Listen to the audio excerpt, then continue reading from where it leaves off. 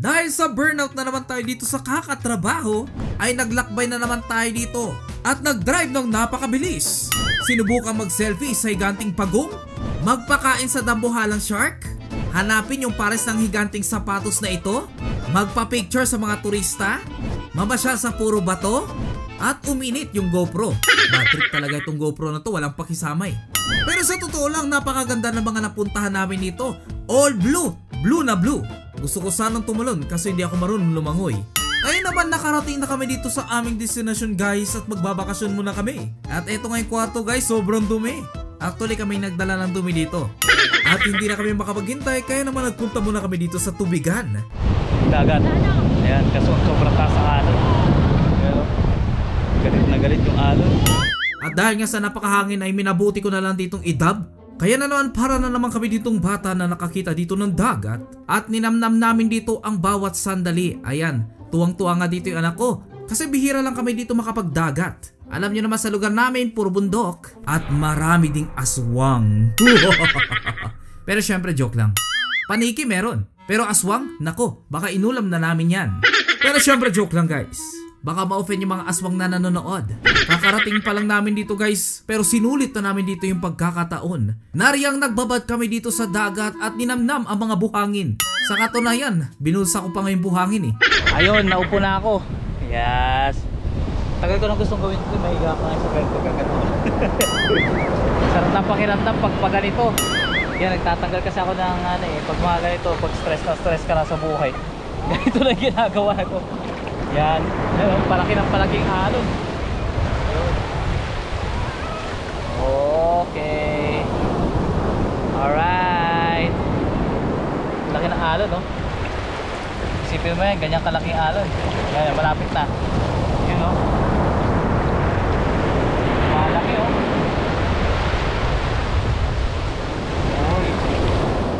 Matagal ko nang iniisip ito at nahiga na rin ako dito. Dahil sa matagal ko ng pangarap ito. Nung bata pa ako actually. Balyena. At mabuti pa guys, mag-relax muna tayo.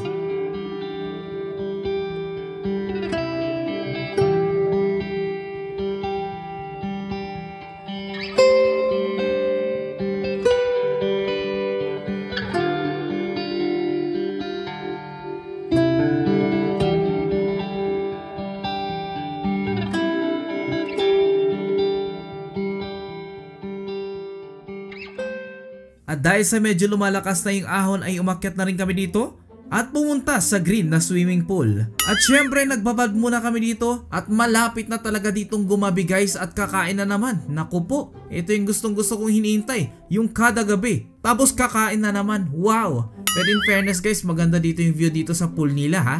Kahit alam kong hindi ako marunong lumangoy dito ay pumunta pa rin ako dito sa pool. Kasi sa totoo lang guys, mababa lang naman eh. Ayun, in fairness, kami lang nasa pool dahil ba sa kulay? Kasi green na. Pero syempre guys, hindi naman kami maarte, kaya okay lang ito. Kaya pumwesto muna ako dito at pinagmasdan ang palubog dito na haring araw. At pinalipas na muna namin dito ang gabi. Ayan nga, good morning until yun. Ito na yung view natin ngayon. Ayan, may mga tao nagtatambay na dito kasi sobrang ganda ng view sa umaga.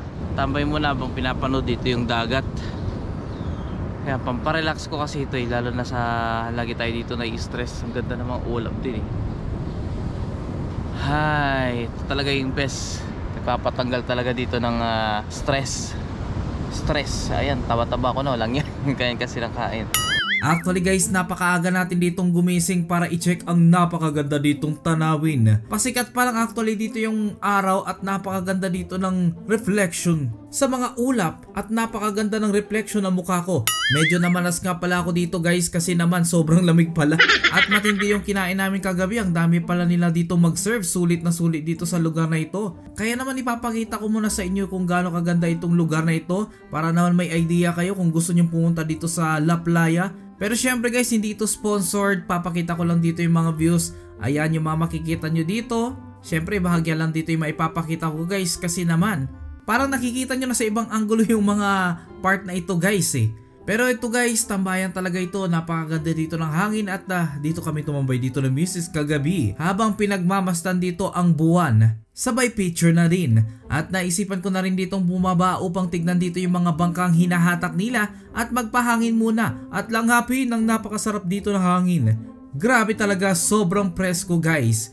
Kaya naman tinignan ko muna dito yung pamumuhay ng mga tao dito at yun nga, nakita ko dito na may mga pamilya nag-aabang sa mga kamag-anak nila ditong nangisda. At dito pa lang nagkakaroon na dito ng bentahan dito ng isda, yung iba bigayan na lang talaga. Kaya naman pag walang huli yung isang mga isda, nagbibigayan talaga sila dito. Maganda dito yung nakikita ko dito, bayanihan.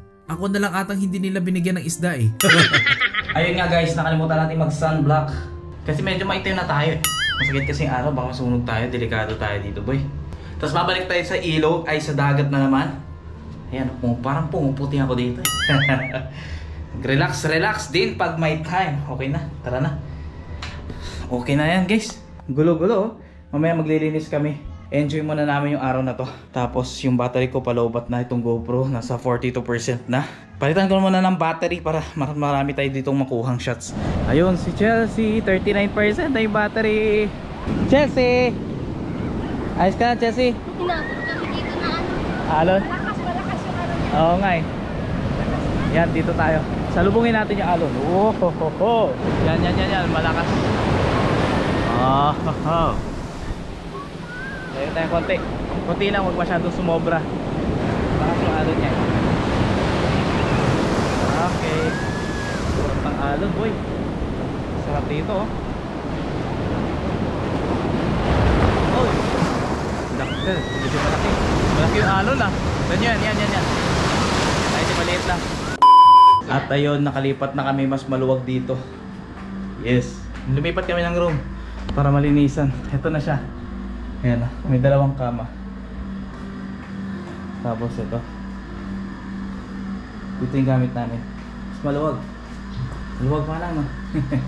Ang maganda dito, may pwedeng tambayan dito. Yan. Yun, si Chelsea baby. Chelsea baby. Hi! Hello anak. Bakit? Come here. Mas presko dito kung alam ko lang. Dapat ganito na ginawa natin una pa. No? Baka mas nauna natin silang nag-book. Sa bagay. Hindi kasi nag-book tayo ng ano eh. Sa bagay. Ayan. Mas maluwag oh. Mas maganda. Nag-extend kami isang araw pero ibang room. Gusto ko sana kasi yung kanina tignan nyo na sasayag yung isang extra bed kaya kailangan may dalawa sana para naman maayos. Kaso sumobra pa guys. Ang duwag. Sana okay yung stability ng GoPro natin. Jogging lang. Oh, sarap tumakbo dito sa tabing dagat. Woo! Grabe. Wala pa namang mga aso. Mas mabilis sa atin yan eh. Hi! Sarap ng alon no. Ito yung napupuntahan ko ngayon. Grabe, hopefully naririnig nyo ako dito. Ayun guys, tumataas na. Ay, nako. Ito yung pinapakita ko kanina. Ayan, malapit-lapit na tayo. Lapit na natin, no? Sarap dito. Di mo lagi nararanasan ito. Ito na yung pagkakataon para maranasan ko rin din ito. Di ko kasi lagi nararanasan to eh. Ayan. Baby. Ayan, no? Nakaka-relax sobra. Ang layo ko na. Ang layo ko na sa resort. Kanina pa tayo naglalakad. And guys, yan. Okay, naka 10,000 steps na daw tayo dito. 10,000 steps. Yun, no? Sarap. Sarap ng ganito. Parang gusto kong tumira sa ganitong lugar, guys, eh. Tapos ganito, magre-relax tayo, ganon. Gusto ko pang ituloy. Kaso parang mapapalayo na tayo. Mas maganda kung bumalik na ako sa resort. Pero habang tayo bumabalik doon, mag-vlog tayo syempre. Ang sarap dito mag-vlog kasi walang mga tao. As in, mga busy kasi mga tao ngayon. Ano oras pala mga ano na. Siguro busy mga tao. Natsambahan din namin, nakakaunti yung tao dito sa resort. Kaya yun, nakita nyo naman yung kwarto natin kanina. Mas maluwag. Ganito yung gusto kong buhay. Yung para-relax lang. Ay, nako. Ito diba, talaga best. Ganda. Sarap ng hangin. Hindi mainit. Mainit actually pero dahil sa yung hangin, malakas yung alon eh, kaya mahangin. Yun yung nagiging dahilan kung bakit para nakokontrol natin yung hindi masyado, parang hindi ko random yung init. Actually mainit siya pero hindi ko random yung init. Hopefully yung GoPro hindi na naman ako. Ayan o. Yun yung gumuho na bahay, building.